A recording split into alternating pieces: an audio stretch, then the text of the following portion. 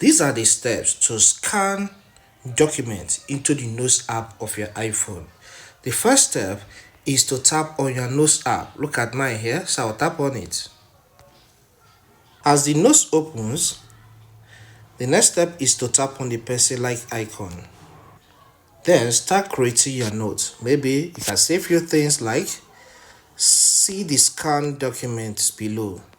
So I'll jump to the next line. So now, once you're here, the next step you need to take is to tap on the attach file icon. It's indicated in this video. Then you are presented with some options. Select scan documents. On selecting the scan document, position your phone very well to capture the document. As you can see, it has captured it. Tap on the tick sign. So immediately it captures that, tap on the tick sign. Otherwise, it will keep, scanning. It will keep snapping the document.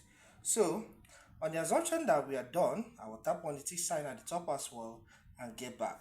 And it's as simple as that.